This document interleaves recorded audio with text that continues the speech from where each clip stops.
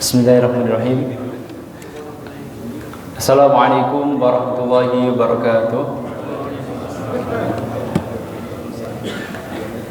Alhamdulillahirabbil alamin. Wassalatu wassalamu ala asyrafil anbiya'il mursalin sayyidina wa maulana Muhammadin sallallahu alaihi wasallam wa ala alihi wa ashabihi ajma'in. Amma ba'd. Fa rabbi shrah li sadri wa yassir li amri wahlul 'uqdatam min lisani yafqahu qawli. Yang saya hormati seluruh pengurus Masjid Al-Hikmah Komplek Perelui Ciledug, juga seluruh asatid dan seluruh jamaah salat maghrib dan salat isya yang dirahmati Allah SWT. Segala pujian dan segala syukur mari senantiasa kita panjatkan hanya kepada Allah atas segala karunia yang Allah limpah curahkan kepada kita semuanya, yang jumlahnya sungguh tidak terhingga. Salawat dan salam semoga selalu Allah tambah curahkan kepada Nabi yang kita imani, Nabi yang kita cintai, Nabi yang senantiasa kita ikuti sunnah-sunnahnya dan kita harapkan syafaatnya, Nabi kita Nabi Muhammad sallallahu alaihi wasallam. Salawat dan salam juga semoga tambahkan kepada keluarga tercinta beliau, para ummatul mukminin, seluruh sahabat, seluruh tabi'in dan seluruh umat beliau termasuk kita di antaranya.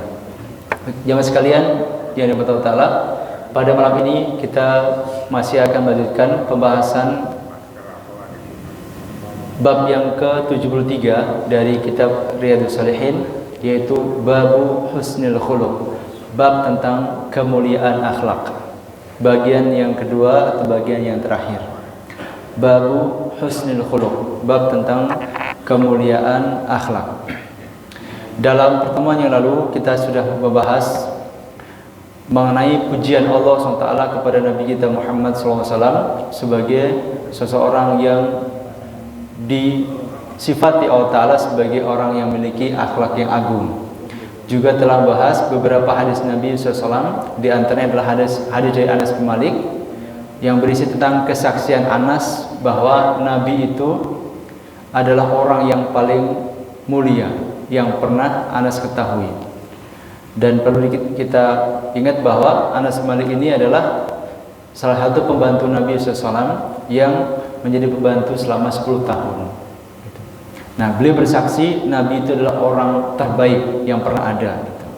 Tentu ini adalah kesaksian yang luar biasa karena muncul dari seorang pembantu yang 10 tahun melayani Nabi SAW. Dan selama 10 tahun ini kenangan Anas terhadap Nabi itu sangat baik sekali. Nah, itu sedikit ringkasan dari apa yang telah kita bahas dalam pertemuan yang lalu. Selanjutnya pada kesempatan malam ini kita akan melanjutkan beberapa hadis yang berkaitan dengan bab ini. Hadis pertama dalam pembahasan malam ini adalah hadis yang berasal dari sahabat Nabi As-Sa'b bin Jathamah. Hadis nomor 623. Bismillahirrahmanirrahim. Wa 'an As-Sa'b bin Jathamah radhiyallahu anhu qala ahdaitu Rasulullah sallallahu alaihi wasallam himaran wahsyiyan faraddahu alayhi falamma ra'a ma fi wajhi qala inna lam naruddahu 'alayka illa anna hurum, muttafaqun alaih. Hadis nomor 623 dari As-Sa'b bin Jathamah radhiyallahu anhu. Ia berkata, aku pernah memberikan hadiah kepada Nabi SAW berupa seekor himar atau keledai liar. Lalu Rasul kemudian mengembalikan hadiah itu kepadaku. Setelah beliau melihat kekecewaan yang tampak dari wajahku, beliau SAW kemudian bersabda, kami tidak mengembalikan hadiah itu kepadamu, melainkan karena kami ini sedang melakukan ihram. Hadis riwayat Imam Bukhari dan Imam Muslim. Di dalam hadis yang mulia ini jemaah sekalian, hadis yang diceritakan oleh As-Sa'b bin Jathamah bahwa ketika Nabi SAW melaksanakan ibadah haji, As-Sa'b bin Jathamah ini orang Mekah. Begitu tahu Rasul datang ke Mekah, As-Sa'b ini kemudian berburu seekor keledai liar. Begitu dapat dihadiahkan ke Nabi SAW. Ternyata hadiah yang diberikan ini dikembalikan oleh Rasul, nggak diterima. Maka bisa kebayang oleh kita betapa kecewanya sahabat Nabi As-Sa'ub bin Jathama ini. Dan itu terpancar dari wajahnya, bahwasanya dia kecewa karena hadiahnya nggak diterima oleh Nabi SAW. Nah, melihat perubahan raut muka dari sahabatnya ini, Nabi memahami apa yang sedang bergolak dalam pikiran sahabatnya ini. Maka Rasul kemudian mengklarifikasi, menjelaskan apa alasannya kenapa Nabi kok tidak mau menerima hadiah tersebut. Kata beliau SAW, inna lam naruddahu alika illa anna hurum. Sesungguhnya kami tidaklah mengembalikan hadiah itu kepadamu melainkan karena kami sedang ihram. Jadi Rasul tidak menerima hadiah berupa himar buruan itu bukan karena tidak menghargai sahabat gitu ya, atau karena menilai hadiahnya terlalu remeh misalkan, tidak, tapi karena Rasul sedang ihram. Sebagaimana kita ketahui, orang yang sedang ihram itu tidak boleh berburu binatang. Selain tidak boleh berburu binatang, juga kata para ulama tidak boleh menerima hadiah berupa hewan buruan yang sengaja ditangkap gitu, untuk dihadiahkan kepada orang yang ihram. Nah, As-Sa'ub ini memang dia sengaja berburu untuk dihadiahkan ke Nabi. Nah, itu tidak boleh juga. Jadi selain tidak boleh berburu sendiri, orang yang ihram itu tidak boleh berburu sendiri gitu, juga tidak boleh menerima pemberian atau hadiah gitu berupa hewan buruan yang dimana hewan ini sengaja diburu, ditangkap untuk dihadiahkan kepada orang ihram. Artinya, kalau misalnya ada orang kemarin-kemarin gitu berburu binatang gitu, nggak niat untuk dihadiahkan kepada orang yang ihram, lalu kemudian katakanlah yang berburu ini orang Mekah asli gitu ya misalnya, lalu punya teman orang Indonesia lagi pada haji, lalu dikasih hadiah berupa hewan buruan ini, boleh kalau waktu nangkapnya ini tidak diniatkan untuk dihadiahkan kepada orang yang ihram gitu. Tapi kalau sengaja berburu untuk diberikan kepada orang yang ihram, itu tidak boleh. Nah, Rasul tadi menolak pemberian hadiah tersebut karena Rasul mengetahui bahwa khimar tadi itu sengaja diburu atau ditangkap oleh As-Sa'ub bin Jathama ini khusus untuk dihadiahkan ke Nabi SAW pada Nabi sedang melaksanakan ibadah haji. Nah, itu maksudnya. Nah, tapi apa hubungannya hadis ini dimasukkan oleh Imam An-Nawawi dalam bab tentang kemuliaan akhlak? Ternyata bukan soal masalah hukum menerima hadiah berupa binatang buruan bagi orang yang ihram, bukan, tetapi yang menjadi poin pelajaran dari hadis ini itu adalah sikap Nabi SAW yang begitu peka terhadap perasaan sahabatnya. Itu menjadi pelajarannya. Jadi Nabi begitu peka melihat perubahan raut wajah sahabatnya, begitu peka memahami perasaan sahabatnya tadi. Itu yang menjadi pelajarannya. Jadi dalam hadis tadi kita tahu bahwasanya begitu melihat wajah As-Sa'ub bin Jathama ini berubah, kelihatan kecewa gitu, maka Rasul kemudian mengklarifikasi, menjelaskan. Apa tujuannya? Supaya sahabat ini tidak bertanya-tanya lagi, supaya dia bisa tenang gitu, bisa legowo ketika Nabi tidak mau menerima hadiahnya. Itu pelajaran pertama. Jadi kepekaan Nabi dalam memahami perasaan orang lain. Nabi tidak ingin menjadikan sahabatnya ini bertanya-tanya terus, nggak tenang gitu ya. Kenapa ya Nabi kok nggak mau menerima hadiah saya? Rasul nggak ingin menjadikan orang itu penasaran gitu, gelisah, nggak. Maka dijelaskan. Ini pertama. Yang kedua, pelajaran dari hadis ini adalah bahwasanya Nabi SAW la yudahidu ahadan fi dinillah. Bahwasanya Nabi SAW ini tidak pernah berbahasa basi dalam urusan agama. Gitu. Wa illa qabila al-hadiyata min as-sa'b gitu. Jadi Rasul ini tidak pernah basa-basi kalau urusannya agama gitu. Karenanya terkait dengan penolakan hadiah tadi langsung Rasul tidak terima gitu. Kalau misalkan Rasul ingin basa-basi bisa aja kan, kalau misalnya mau basa-basi pura-pura diterima untuk menyenangkan hati yang ngasih kan gitu. Tapi ini kan bahaya. Ini bahaya kalau Rasul pura-pura nerima untuk menyenangkan hati sahabatnya. Nanti akhirnya dijadikan sebagai kesimpulan hukum bahwasanya orang yang ihram itu boleh saja menerima hadiah berupa binatang buruan gitu. Maka karena ini menyangkut masalah hukum halal haram, Nabi SAW tidak mau berbahasa basi gitu. Nah, itu pelajaran kedua yang dapat kita petik dari hadis Nabi yang mulia ini gitu. Nah, jemaah sekalian yang dirahmati Allah SWT, gitu. Nabi SAW memang secara umum itu selalu berusaha agar semua persoalan itu menjadi clear gitu. Tidak menimbulkan tanda tanya, tidak menimbulkan sakwa sangka gitu. Nah, selain kasus tadi, kasus ketika Nabi diberikan hadiah lalu ditolak, lalu Rasul klarifikasi sehingga semuanya terang benderang gitu. Rasulullah SAW dalam kesempatan yang lain itu juga pernah mengklarifikasi persoalan gitu, supaya tidak menimbulkan kecurigaan dan bisikan syaitan. Kisahnya berkaitan dengan Nabi SAW ketika sedang itikaf. Jadi Rasulullah SAW ketika sedang itikaf itu pernah malam-malam salah satu istri beliau yang bernama Sofiyah binti Huyai itu datang ke masjid, lalu sempat ngobrol dengan Nabi SAW. Tiba-tiba setelah itu lewat dua orang sahabat gitu. Nah, karena khawatir sahabat ini punya pikiran yang macam-macam, Rasul mengklarifikasi bahwasanya perempuan yang sedang bicara dengan beliau adalah istri Nabi SAW. Cerita ini atau kisah ini diriwayatkan oleh Imam Bukhari dalam kitab Sahih beliau gitu. Saya bacakan redaksi lengkapnya. Ani Zuhri qala akhbarani Ali bin Husain radhiyallahu anhu anna Safiyyah zawjan Nabi sallallahu alaihi wasallam akhbarathu annaha ja'at ila Rasulullah sallallahu alaihi wasallam tazuruhu fi i'tikafi fil masjid fil ashr al-awakhir min Ramadan. Dari Az-Zuhri berkata, telah mengabarkan kepadaku Ali bin Husain radhiyallahu anhu bahwa Safiyyah istri Nabi sallallahu alaihi wasallam mengabarkan kepadanya bahwasanya ia pernah mendatangi Rasulullah SAW, mengunjunginya ketika Nabi sedang i'tikaf di masjid di 10 malam terakhir bulan Ramadan. Jadi ceritanya Safiyyah, salah satu istri Nabi ini, Rasul ketika sedang i'tikaf didatangi.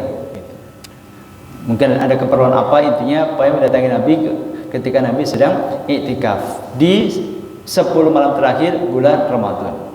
Fatahaddathat indahu sa'ah. Kemudian Safiyyah ini ngobrol dengan Nabi sesaat. Summa qamat tanqalib. Kemudian dia berdiri lalu kemudian balik pulang. Faqama Nabi SAW ma'aha yaqlibuha. Maka Nabi pun kemudian ikut bangkit berdiri mengantarkan Safiyyah. Jadi pas sudah selesai hajatnya atau keperluannya, Rasul pun bangkit itu mengantarkan Safiyyah. Hatta idza balagat babal masjidi, hingga ketika Safiyyah telah sampai di lokasi pintu masjid yang dekat dengan pintu rumah Ummu Salamah. Hatta idza balagat babal masjidi 'inda babi Ummu Salamah, hingga ketika Safiyyah telah sampai di pintu masjid gitu ya, yang dekat dari pintu rumahnya Ummu Salamah. Jadi Ummu Salamah juga istri Nabi yang lain. Jadi Safiyyah juga istri Nabi, Ummu Salamah juga istri Nabi. Nah, rumah-rumah istri Nabi itu kan dekat dengan masjid gitu. Dekat dengan masjid.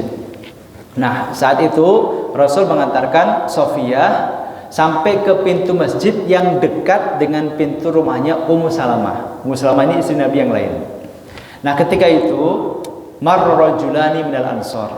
Lewatlah dua orang laki-laki dari kaum Ansor. Ini kejadiannya malam-malam. Dan tentu kita tahu di zaman Nabi gelap-gelapan kan, kalaupun ada penerangan ya remeng-remeng gitu. Nah, begitu sampai di dekat pintu masjid yang berdekatan dengan pintunya Ummu Salamah, lewat dua orang laki-laki dari kalangan Ansor. Fasallama ala Rasulullah sallallahu alaihi wasallam. Kemudian keduanya mengucapkan salam kepada Nabi. Assalamualaikum ya Rasulullah. Melihat ada Rasulullah, dua orang sahabat ini mengucapkan salam kepada Rasulullah SAW. Faqala lahum an-nabiy sallallahu alaihi wasallam, ala rislikuma.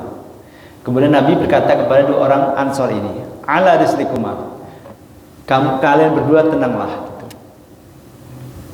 Innama hiya Safiyyah bintu Huyai. Sesungguhnya wanita ini adalah Safiyyah bintu Huyai. Faqala subhanallah. Keduanya lalu mengucapkan subhanallah. Jadi dua orang sahabat ini lalu mengucapkan subhanallah. Ya Rasulullah. Wa kabura alaihima.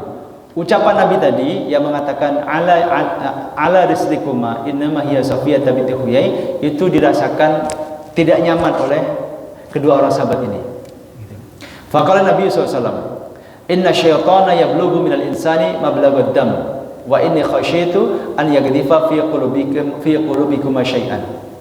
Lalu Rasul bersabda, sesungguhnya syaitan itu dapat mencapai manusia atau dapat membisiki manusia atau dapat masuk ke dalam tubuh manusia melalui aliran darah.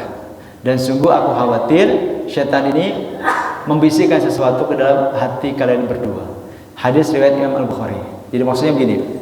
Jadi ketika Rasul mengantarkan Sofia sampai ke pintu masjid yang dekat dengan pintu rumah Ummu Salamah, lewat dua orang laki-laki kaum Ansor, lalu dua orang ini mengucapkan salam kepada Nabi. Assalamualaikum ya Rasulullah. Rasul tentu jawab, kemudian Rasul berkata kepada dua orang laki-laki ini, ala rislikuma, kamu tenang saja. Maksudnya jangan berpikiran yang tidak-tidak. Karena ini malam-malam ya, malam-malam Rasul kok dua-duaan sama perempuan gitu. Ala rislikuma, kamu jangan kamu tenang saja, bersikap tenanglah. Innama hiya Safiyah binti Huyai, sesungguhnya wanita ini adalah Safiyah binti Huyai, istri Nabi SAW.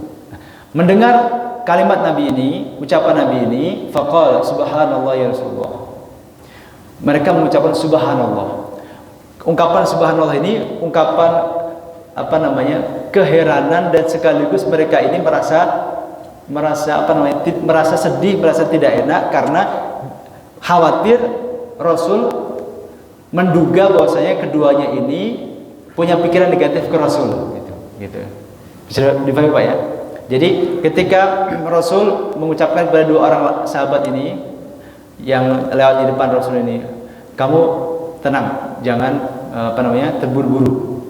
Ini Safiyah gitu. Lalu kata dua orang sahabat ini, subhanallah ya Rasulullah.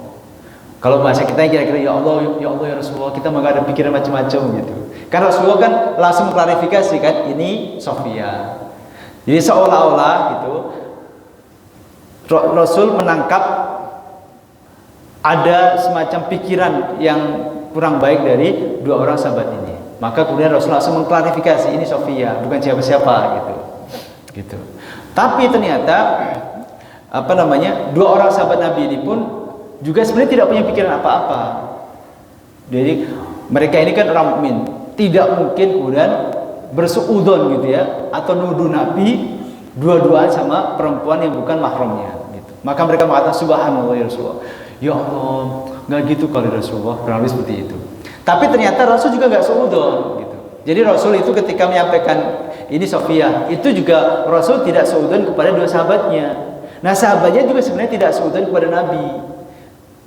Tapi kenapa Rasul menyampaikan itu?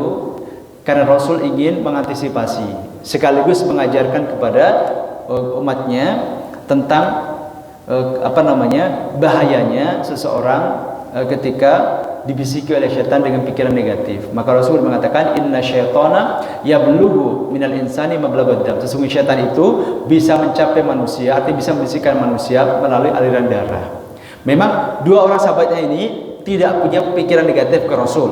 Kalau sampai mereka punya pikiran negatif, bisa kafir nanti. Masa Nabi dituduh selingkuh kan gitu. Tapi Rasul juga tidak menuduh sahabatnya ini punya pikiran negatif pada beliau gitu. Jadi sama-sama secara pikiran beliau berdua ini, Rasul dan dua sahabatnya ini bersih gitu. Tapi Nabi sengaja gitu mengklarifikasi itu semuanya untuk menjadi pelajaran buat kita, bahwasanya jangan sampai kita sebagai manusia, sebagai muslim itu membuka celah gitu ya, untuk orang itu bersuudzon kepada kita. Maka ketika ada sesuatu yang menimbulkan tanda tanya gitu, hendaknya segera diklarifikasi. Jadi lebih ke itu. Jadi Rasul ingin mengajarkan kepada kita tentang pentingnya kita mengklarifikasi sesuatu yang kira-kira menimbulkan syakwa sangka.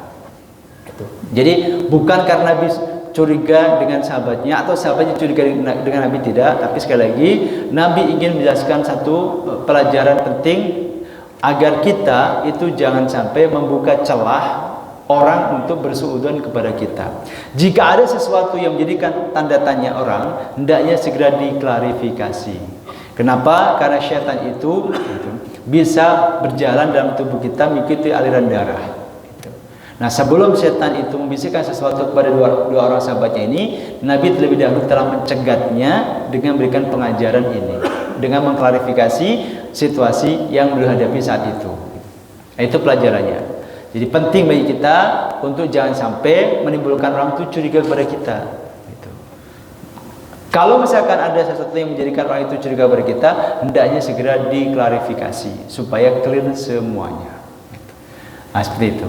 Nah, tetapi jemaah sekalian, terkadang ada masalah, ada persoalan yang seandainya kita klarifikasi itu tetap gak mempan gitu ya, tidak menyelesaikan masalah. Nah, kalau seperti itu ada baiknya mendiam. Jadi memang tidak semua masalah ketika kita jelaskan itu kemudian menyelesaikan masalah gitu. Ada yang ketika dijawab gitu, itu malah tambah menjadi-jadi gitu ya. Nah, kalau seperti itu mungkin pilihannya adalah didiemin. Seperti dalam kasus Siti Maryam gitu. Kita tahu Siti Maryam ibunya siapa? Nabi Isa alaihissalam gitu. Itu kan beliau adalah seorang wanita solehah. Siti Maryam adalah wanita solehah banget. Putri dari Imran. Sangat soleh sekali, tidak pernah pacaran, tidak pernah berhubungan dengan laki-laki. Tapi tiba-tiba ditakdirkan oleh Allah SWT hamil tanpa punya suami, dan beliau ini hidupnya sehari-hari siang malam itu ibadah terus, solehah gitu. Bapak ibunya soleh, bapaknya soleh, ibunya solehah gitu. Kemudian kesehariannya Siti Maryam itu ibadah tok kepada Allah Subhanahu Wa Taala. Nggak pernah yang namanya pergaulan bebas, apalagi pacaran, nggak pernah. Tapi tiba-tiba ditakdirkan Allah SWT hamil. Gitu. Betapa kagetnya Siti Maryam ketika itu kan. Nah, akhirnya singkat cerita, setelah itu dia pun melahirkan bayi yang kemudian kita ketahui yaitu Isa bin Maryam alaihissalam. Nah, setelah lahir, kemudian Maryam ini kemudian pulang ke kampungnya. Tadi waktu melahirkan itu dia menjauhkan diri dari kampungnya, dari masyarakatnya, karena beliau malu segala macam gitu. Ketika akan melahirkan itu beliau menjauh dari kampungnya. Setelah lahiran balik lagi ke kampung. Fa'atat bihi qaumaha tahmiluh. Dikisahkan oleh Allah SWT di dalam surat Maryam. Fa'atat bihi qaumaha tahmiluh. Qalu ya Maryam, laqad ji'ti syai'an fariya. Ya ukhta Harun, ma kana abuki imra'a sawi wa ma kanat ummuki baghiyah. Maka Maryam membawa anak itu kepada kaumnya dengan menggendongnya. Jadi setelah Isa lahir, digendonglah Nabi Isa ini oleh ibunya yaitu Maryam pulang ke kampungnya. Begitu sampai kampungnya, kaumnya heboh, gitu. Ramai. Gitu. Mereka berkata, wahai Maryam, sesungguhnya kamu telah melakukan sesuatu yang amat mungkar. Kata kaumnya, kata masyarakatnya, wahai Maryam, sungguh kamu betul-betul telah melakukan perbuatan yang mungkar. Karena mereka menuduh Maryam ini hamil di luar nikah. Jadi dituduh melakukan perbuatan yang mungkar. Laqad ji'ti syai'an fariya. Sungguh kamu betul-betul melakukan perbuatan yang mungkar. Wahai saudara perempuan Harun, ayahmu sekali-kali bukanlah seorang yang jahat, dan ibumu sekali-kali bukanlah seorang pezina. Kamu gimana sih Maryam? Bapakmu itu kan soleh, ibumu juga bukan pezina. Kamu bisa-bisanya punya anak tanpa bapak. Kira-kira begitu. Ini komentar dari masyarakatnya. Gitu. Nah, atas komentar-komentar yang luar biasa di masyarakatnya ini, Allah SWT sudah memberikan pesan kepada Maryam melalui malaikat supaya nanti kalau ada yang ngomong macam-macam kepada kamu, nggak usah dijawab, gitu. Nggak usah dijawab, gitu. Kamu berpuasa saja untuk tidak bicara kepada siapapun. Jadi dari zaman dulu itu puasa itu ada dua macam, ada puasa bicara, ada puasa tidak makan dan tidak minum. Nah, Siti Maryam diperintahkan oleh Allah SWT untuk bernadar puasa bicara. Jadi ketika ada yang nanya, Siti Maryam tidak boleh jawab. Lalu terus gimana? Suruh tanyanya kepada bayinya, yaitu kepada Nabi Isa yang masih bayi. Gitu. Kata Allah SWT memberikan pejangan dan pesan kepada Maryam terkait dengan tuduhan-tuduhan atau komentar-komentar masyarakatnya. Fa imma tarayinna minal bashari ahadan faquli inni nadartu lirrahmani shauma falan ukallimal yawma insiya. Surat Maryam ayat 26. Kata Allah Ta'ala kepada Maryam, jika kamu melihat seorang manusia wahai Maryam, maka katakanlah masih dalam hati, sesungguhnya aku telah bernadar berpuasa untuk Tuhan yang Maha Pemurah, maka aku tidak akan berbicara dengan seorang manusia pun pada hari ini. Jadi ketika ada yang nanya, Maryam, ini anak siapa? Bapaknya siapa? Lu kamu kok bisa punya anak gimana? Bla bla bla bla. Maryam tidak boleh jawab. Karena penjelasan apapun tidak akan menyelesaikan masalah. Misalkan ini saya ditakdirkan hamil, ya mosok hamil nggak punya suami. Ya saya juga nggak tahu, pokoknya tahu saya tiba-tiba hamil. Ya mosok hamil tiba-tiba, tidak akan menyelesaikan masalah. Allah sudah tahu itu. Maka Allah Ta'ala larang Isa untuk menjawab apapun komentar, apapun tuduhan yang disampaikan oleh masyarakat kepada dirinya. Lalu apa yang dilakukan oleh Maryam? Maryam diperintahkan oleh Allah Ta'ala untuk menyampaikan kepada orang yang tanya tentang bayinya ini, agar tanyanya kepada si bayi. Fa'asyarat ilaihi. Maka Maryam pun menunjuk kepada anaknya. Jadi kalau ada yang nanya, Maryam ngasih syarat. Suruh tanya ke bayinya. Fa'asyarat ilaihi. Maka Maryam pun memberikan isyarat kepada bayinya. Nah, ketika Maryam berikan isyarat agar orang-orang nanya kepada bayinya, masyarakat tambah marah. Qul kaifa nukallimu man kana fil mahdi sabiyya. Mereka berkata, orang-orang berkata, bagaimana mungkin kami akan bicara dengan anak kecil yang masih dalam ayunan, masih dalam gendongan? Kamu aneh-aneh aja, kira-kira gitu. Masa kita suruh nanya sama bayi yang masih digendong, kata masyarakatnya. Tapi ketika itu tiba-tiba Nabi Isa bicara. Isa bayi bicara. Qala, tiba-tiba bicara. Qala inni abdullah atani alkitaba wa ja'alani nabiyya wa ja'alani mubarakan aina ma kuntu wa awsani bis salati waz zakati ma dumtu hayya wa barran bi walidati wa lam yaj'alni jabbaran syaqiyya wassalamu alayya yawma wulidtu wa yawma amutu wa yawma ub'atsu hayya. Isa berkata, jadi begitu Siti Maryam bilang memberikan isyarat supaya nanya ke bayinya, masyarakatnya marah. Gimana kita suruh nanya ke bayi? Nah, ketika itu juga Isa bicara. Apa katanya? Inni abdullah, sesungguhnya aku adalah hamba Allah. Atani alkitab, dia memberiku alkitab itu Injil. Wa ja'alani nabiyyan, dan dia Allah menjadikanku sebagai seorang nabi. Wa ja'alani mubarakan aina ma kuntu, dan dia Allah menjadikan aku sebagai orang yang selalu diberkahi dimanapun aku berada. Wa awsani bis salati waz zakati ma dumtu hayya, dan Allah merintahkan kepadaku untuk senantiasa salat dan menunaikan zakat ma dumtu hayya, selama aku masih hidup. Wa barram bi walidati, dan agar aku senantiasa berbuat baik kepada ibuku. Walam yaj'alni jabbaran syaqiyya, dan dia Allah tidak menjadikanku sebagai orang yang sombong lagi celaka. Wassalamu alayya yaumul wulidtu, semoga keselamatan terlimpahkan kepadaku di hari kelahiranku. Wa yauma amutu, dan di hari kematianku. Wa yauma ub'atsu hayya, dan di hari ketika aku dibangkitkan dalam keadaan hidup. Seketika hidup. Seketika bayi Nabi Isa ini bisa berbicara. Nah, dari kisah Nabi Isa bersama ibunya Maryam ini, jadi terkadang ada persoalan-persoalan yang ketika dijawab itu ternyata malah tidak menyelesaikan masalah, malah menjadi blunder. Nah, kalau seperti ini, maka pilihannya boleh saja kita no comment, tidak ditanggapi. Seperti sekarang ini, misalkan ada kasus apa gitu, orang didatangi wartawan, ketika dijawab nanti oleh wartawan dipelintir misalkan, tambah heboh, tambah viral, diberitakan di TV misalkan 7 hari 7 malam. Nah, kalau kira-kira seperti itu kondisinya, mending tidak usah dijawab. Jadi kalau kira-kira ketika persoalan itu dijelaskan, gitu, ketika sebuah isu, sebuah fitnah, ketika dijelaskan itu memang menyelesaikan, gitu, akan menjadikan semuanya terang, jelaskan. Tapi kalau kira-kira seandainya dijelaskan ini malah jadi blunder, gitu, malah tambah nggak karu-karuan, gitu, tambah viral kemana-mana, malah akhirnya susah dilokalisir kasusnya, ya sudah mengikuti pola yang dipakai oleh Maryam. Ketika orang-orang nanya tentang kehamilannya, Allah larang Siti Maryam untuk menjawabnya. Tapi Allah punya cara sendiri, yaitu agar orang-orang itu nanya kepada Isa yang masih bayi. Dan sekitar itu Nabi Isa bisa berbicara. Tapi ini mujizat gitu. Tapi pelajarannya kita dapatkan adalah ketika sebuah masalah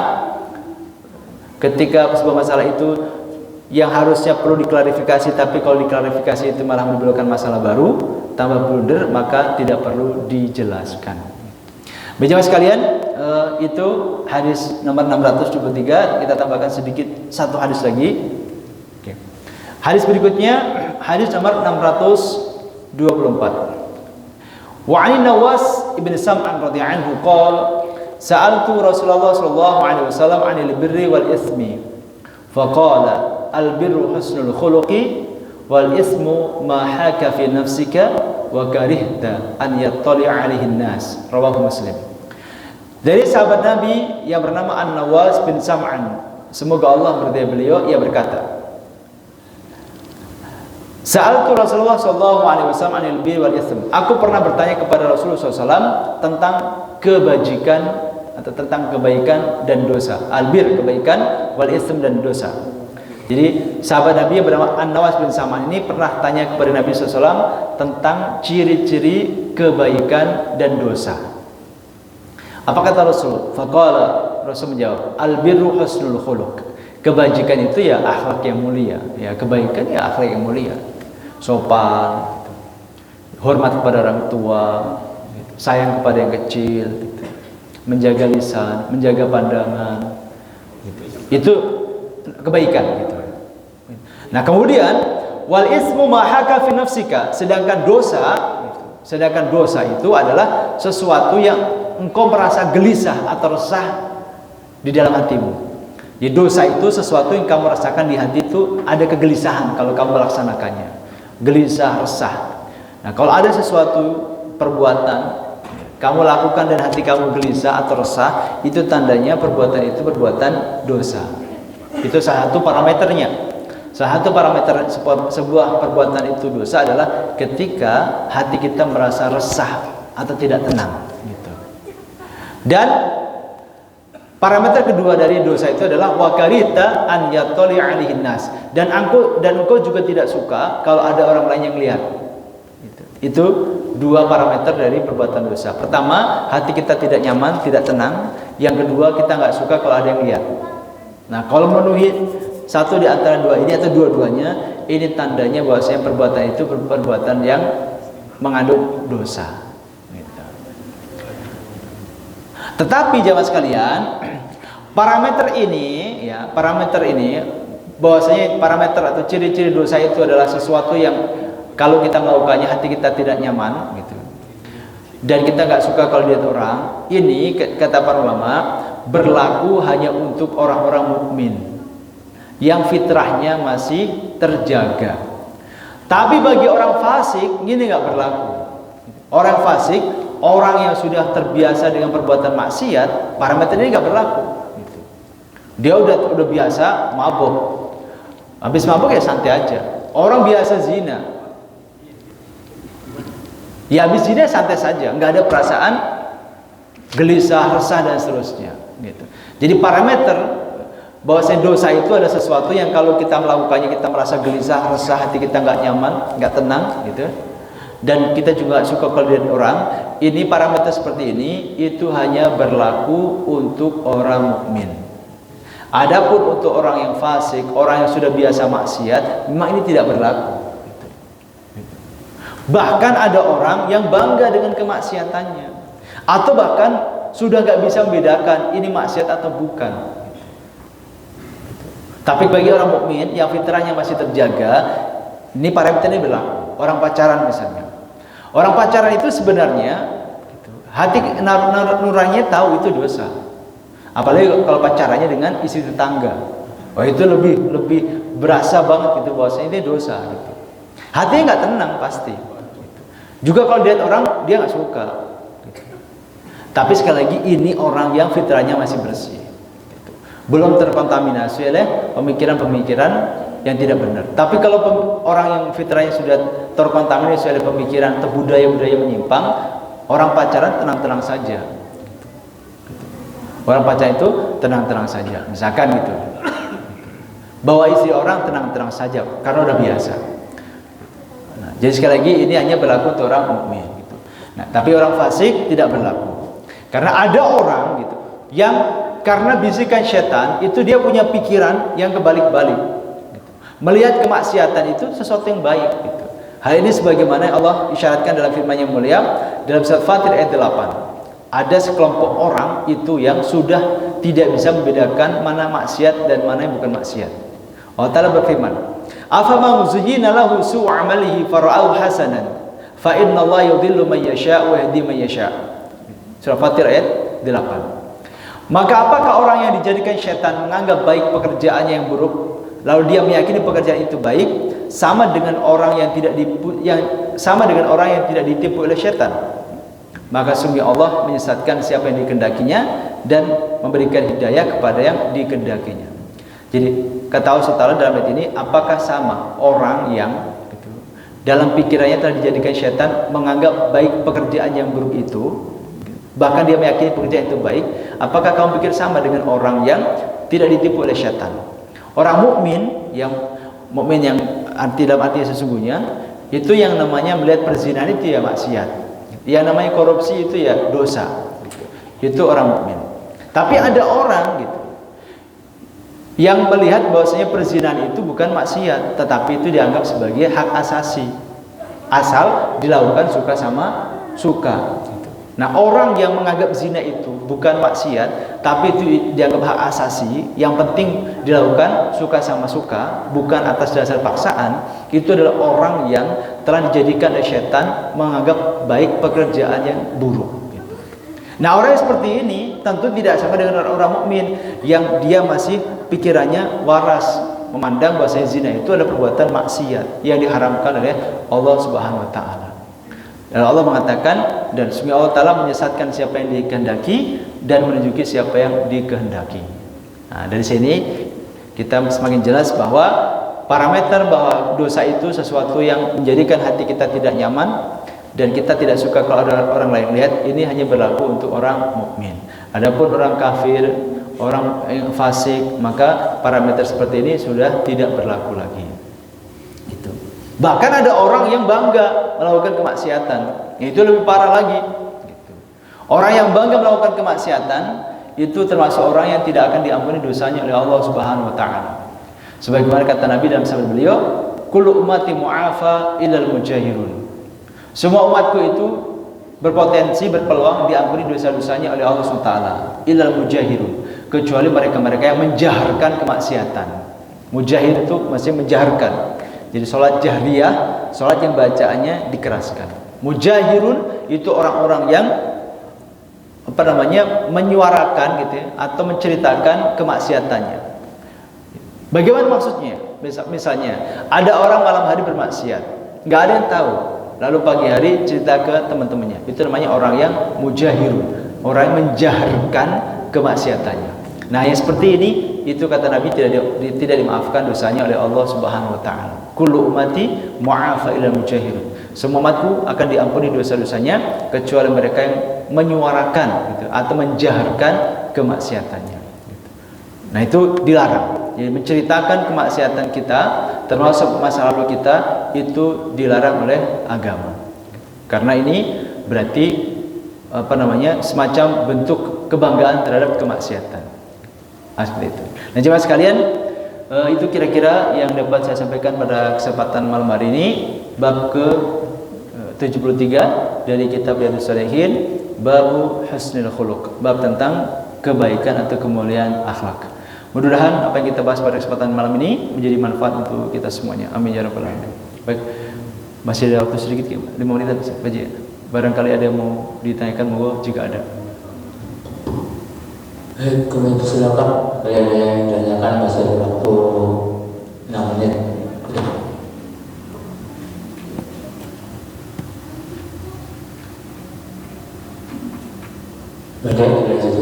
Cukup ya. Baik, kalau tidak ada, kita cukupkan pertemuan kita pada kesempatan malam ini. Mudah-mudahan apa yang kita bahas menjadi pengetahuan yang manfaat untuk kita semuanya. Lebih kurang maaf. Akhirul kalam. Assalamualaikum warahmatullahi wabarakatuh. Waalaikumsalam warahmatullahi wabarakatuh.